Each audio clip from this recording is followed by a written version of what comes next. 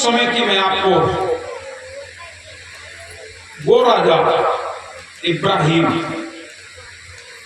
बहुत ही दुष्ट प्रकृति का था। बादशाह ज्यादातर जो हुए हैं अधिकतर दुष्ट प्रकृति के ही हुए। अच्छा होना तो बहुत मुश्किल होता है, कोई अच्छा हो तो, और नहीं तो उनका व्यवहार क्रूर। आपको मैं बताऊं कि इब्राहिम की जो घटना है बहुत ही सुंदर घटना है। इब्राहिम बादशाह संतों से पूछता है, खुदा एक है कि दो? उसका प्रश्न है, खुदा एक है कि दो? कहने के लिए तो सभी लोग कह देते हैं कि खुदा एक है, लेकिन बताने का जब समय आता है तब लोग भ्रम में पड़ जाते हैं। संतों से पूछता है, खुदा एक है कि दो? नहीं बता पाए, या कह दिया खुदा एक है तो हिंदू वेशधारियों को देखता तो उन्हें गाय का मांस बनवाता था, और जिस समय गाय का मांस देते हिंदू लोग गाय का मांस नहीं खाते। तब उनको जेल में डाल देता और एक चक्की देता, साथ में 5 किलो अनाज देता, इसे पीसो, यही तुम्हारी सजा। अगर मुसलमान भाई कोई होता उससे पूछता खुदा एक है कि दो? वो लोग भी कह देते खुदा एक है। उनके लिए वो सूअर का मांस बनाता। मुसलमान भाई सूअर का मांस नहीं खाते। उन्हें भी पकड़ करके वो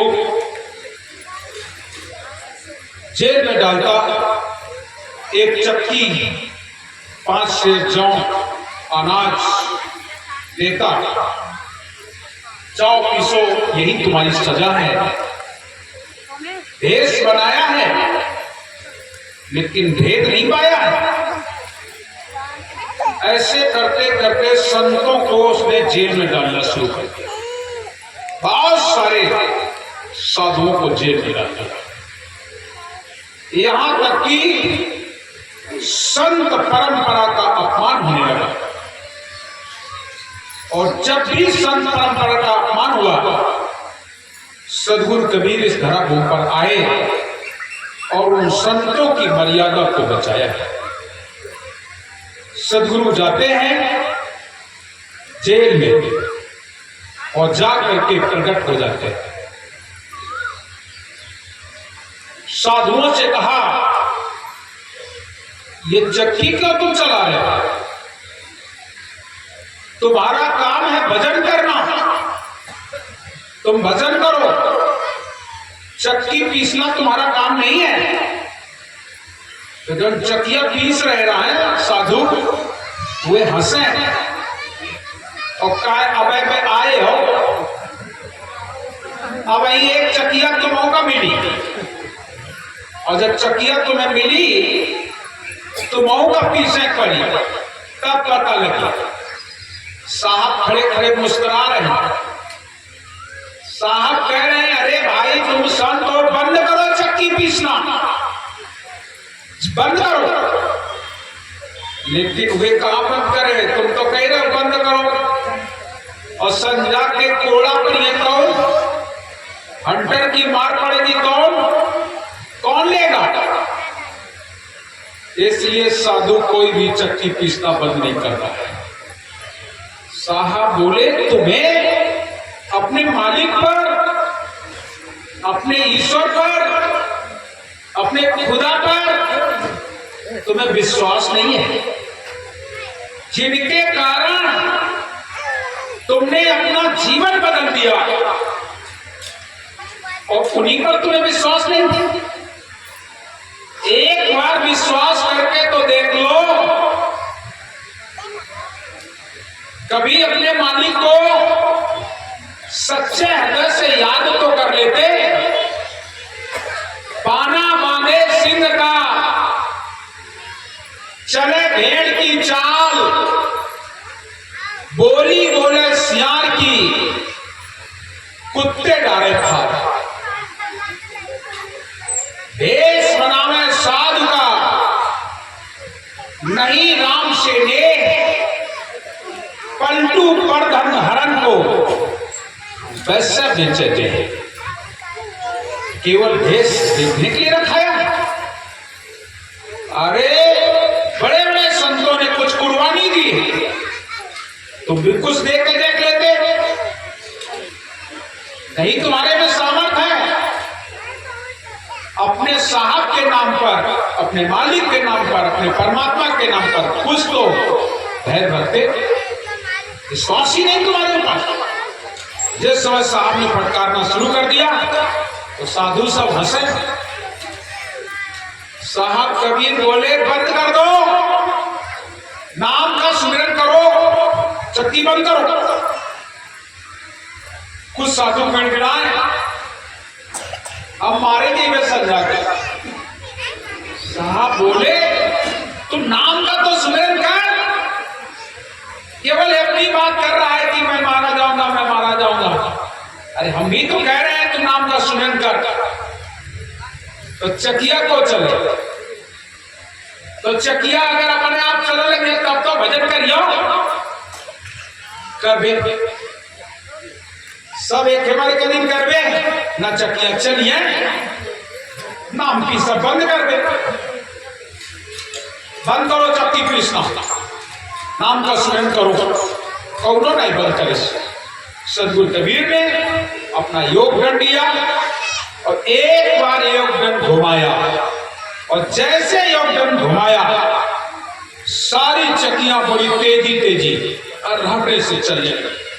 जैसे घड़घड़ा के चलना शुरू हुआ, आज तो वो आवाज पूरे शहर में गूंजने लगी। सभी चक्कियां एक साथ है।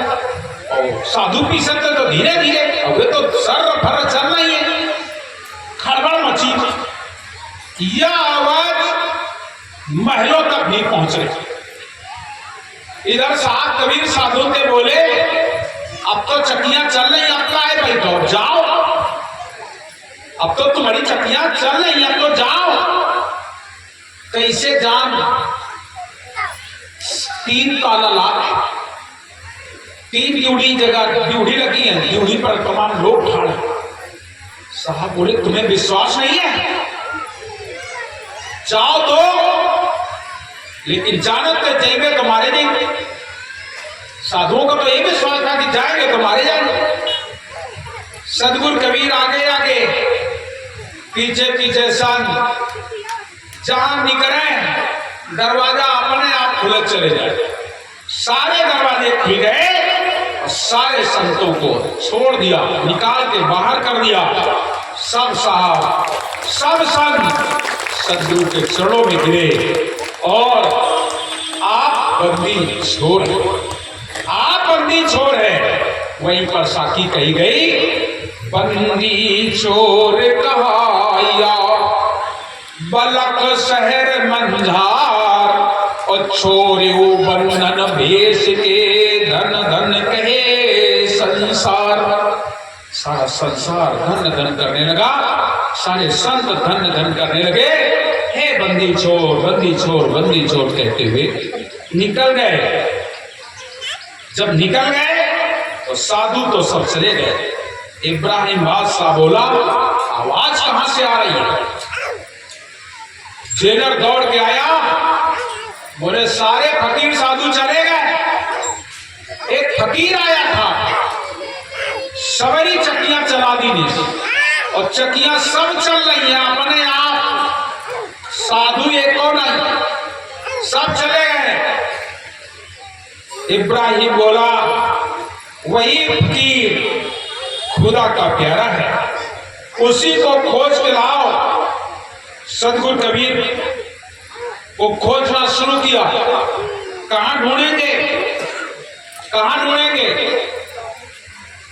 गलियों में, गांव में, मंदिरों में, तीर्थों में। शायद कबीर कहते मौकों कहां ढूंढे बंदे, हमें कहां ढूंढे? मौकों कहां ढूंढे बंदे? मैं तो तेरे पास में, मैं तो तेरे पास में रहता हूं, ना तीरथ में, ना दूरत में, ना एकांत निवास में। रामेश्वर, जगदीश, द्वारिका, बद्रीनाथ, केदारा, कहां ढूंढोगे? इनमें नहीं मिलने वाला हूं। सिंगी नहीं, पूंची नहीं, हड्डी नहीं मांस में, ना मैं अवध द्वारिका नहीं, ना काशी कैलाश में। और खोजी होए तुरंत मिला में, दम एक की तलाश में। कहे कबीर सुनो बैसाधो, हम हैं सब श्वासों की श्वास में, हम सब श्वासों की श्वास में हैं। इतना कह करके सुमरनी लेकर के साहब बोले इसे समझा देना चाहिए। बादशाह इतने में समझ तो गया कि कोई फकीर है, लेकिन मुलाकात नहीं हुई। तो सदगुरु अपनी हाथ में एक सुई लेकर के जा रहे हैं और जा करके सीधे राजा के पास खड़े हो गए। राजन, बादशाह बोले हाँ, मेरी एक धरोहर है, रख लीजिए। जब बेस्ट को आना तो साथ लेते आना। राजा बोला लेते आऊंगा। कौन सी तुम्हारी धरोहर है? राजा अपन बात नहीं कह पाए, साहब अपनी बात कह दी। मेरी एक धरोहर है, रख लो। क्या तुम्हारी धरोहर है? सुई निकाल के दी। और जैसे सुई निकाल के दी, या भेस्ट का लेत है, जब तुम भेस्ट में आना, भेस्ट माने बैकुंठ, जब तुम भेस्ट को आना तो मेरी सुई लेते आना, लेते आऊंगा। तो जैसे बादशाह हाथी में सुई पकड़ी, साहेब उनसे गुप्त। जब साहब गुप्त हो गए, इतने में वजीर आया, मंत्री आए, बोले महाराज जिन हाथों में तलवार शोभा देती, आज सुई कैसी? आज आपके हाथ में सुई कैसी? बोला एक फकीर आया था भाई, और ये धरोहर कर गया, कह गया है कि जब देश को आना तो मेरी ये धरोहर लेते आना, सुई लेते आना। सारे मंत्री क्या बात करते हो महाराज, तुम्हारे साथ कहा गई? जब तुम यंत्र भेज करते हो तो कहा गई? राजा बोला जब मैं यहां से जाऊंगा तो 16,000 रानियां, 18 लाख घोड़े की फौज, दास दासियां सब अपने साथ ले लीजिए, सब अपने साथ ले लीजिए। जैसे कर अपने साथ ले जाऊंगा। साहब बोले, संत वो वजीर बोला महाराज तुम दास दासी कह रहे हो, रानी कहते हो, लाखों की फौज कह रहे हो, अरे ये तो छोड़ दो, तुम यहाँ अकेले ना जा पाइयो, तुम्हारा शरीर नहीं जाएगा, कैसे ले जाओगे? राजा समझ नहीं पाओगे। बोले हम अपने शरीर में खोस के ले जाएंगे। साहब बोले तन भी नहीं जाएगा, संत बोले तन भी नहीं जाएगा। जिस समय वजीर कहने लगे ये तन भी नहीं जाएगा, सब का सब यही पड़ा रह जाएगा। बादशाह बोला एक फकीर हजूर, आज वो फकीर जो मुझे भ्रम में डाल गया, कहाँ है वो फकीर? जल्दी ढूंढो, ये शरीर जब साथ नहीं जाएगा तो सुई कैसे जाएगी? तब बादशाह बोला मालूम होता है वही फकीर है जिसने चक्की चलाई है। पूछना, वही फकीर है जिसने चक्की चलाई है, जाओ ढूंढो। वही फकीर है जिसने सारे संतों को जेल खाने से छुड़वा दिया है। ऐसा विचार करके सैकड़ों सिपाहियों को भेज दिया, जाओ ढूंढो। सवारी आप ढूंढना शुरू कर दिया। ढूंढते ढूंढते कहां ढूंढे? दिन भर ढूंढे, संध्या के आगे नहीं मिले, और जब नहीं मिले सो गए। सवेरा हुआ, राजा बोला सवारी आओ। सैर करने जाएंगे। सब सवारी लाई गए, सैर करने के लिए चला। हाथी लाया गया, दीवान मुसाहिब सब साथ चले। शहर में चलते देखा कि सड़क पर एक ऊंट मरा पड़ा। इस समय राजा साहब चल रहा था हाथी पर बैठकर, तमाम मुसाहिब लोग और चल रहे थे, तो देखा क्या, एक ऊंट मरा पड़ा रास्ते में, बीच रास्ते में। बादशाह बोले, अरे इस ऊंट को खड़ा करो, इस ऊंट को खड़ा करो। जितने मंत्री होते बोले, महाराज ये मर गया है, ये तो मर गया है। ये क्या होता है, मरना क्या होता है? बोले, महाराज इसकी आत्मा निकल गई, आत्मा निकल गई है। क्या ऐसी दशा होती है सबकी? हाँ, क्या हमारी भी यही दशा होगी? हाँ महाराज, सभी के शरीर से प्राण निकल जाएंगे, सभी का शरीर ऐसा ही हो जाएगा। बादशाह कहने लगा, अरे जब ऐसा है तो जगत झूठा है, खुदा का भवन ही सच्चा है। ये सब झूठा है, खुदा का भवन सच्चा है। ऐसा कह करके लौट आया और उनका कोई इष्ट होगा जिसका नाम था लाल मणि हरी मणि, एक तस्वीर मंगाई और अपने घर में लगाई और खुदा के नाम से माला फेरने लगा। तब रात्रि को 12 बजे के समय सदगुरु कबीर साहब उसके महल पर पहुंचे और जा करके उसी महल पर चहलकदमी करने लगे, घूमने लगे। बादशाह बोला, इतनी रात में कौन है मेरे महल के ऊपर? जैसे कहा कौन है, जाओ दौड़ के देखो। स्वयं राजा भी दौड़ के गया, देखा तो सदगुरु कबीर कह रहे थे, ऊपर यहां छत पर क्या कर रहे हो? सदगुरु बोले, मेरा ऊंट खो गया है, ओखा ढूंढ रहे हैं, मैं ऊंट खोजने वाला हूं, मेरा ऊंट खो गया है। बादशाह बोला, मकान की छत पर कहीं ऊंट मिलेगा? मकान की छत पर कहीं ऊंट मिलेगा? सदगुरु कबीर बोले, तो पलंग पर परे परे को खुदा मिली है, पलंग पर परे परे खुदा मिल जाएगी। बादशाह झट से उठे, अरे यही वही फकीर है, ये तो करामाती लगता है। अरे सिपाहियों देखो फकीर कहाँ है? और साहब सिपाही जाके देखते हैं, कुछ नहीं। बादशाह फिर कुछ दिन ध्यान किया, बोले, कैसा फकीर है, मेरे महल पर आया, मेरे से बात भी हुई और मैं उसे पकड़ नहीं पाया, कह के चला गया। क्या पलंग पर खुदा मिलेंगे? अब वो कठिन तपस्या करने लगा, उठ के बैठ करके भजन करने लगा। ऐसा आराम भूल गया। एक रोज मंत्रियों से बोला, चलो शिकार खेलने चलते। बादशाह बोला, चलो। बादशाह हाथी सवार बुलाया, साथ में तमाम फौज लिया, हाथ में एक शिकारी पक्षी को भी लिया। पंचखंड में पहुंच गए, एक घाघर नाम का पक्षी उड़ रहा था। बादशाह ने सचान को छोड़ दिया, पक्षी लिया था सचान, बाज को खोल दिया। उसने पक्षी ने फुर्ती से दौड़कर उस घाघर नामक पक्षी को तोड़ दिया।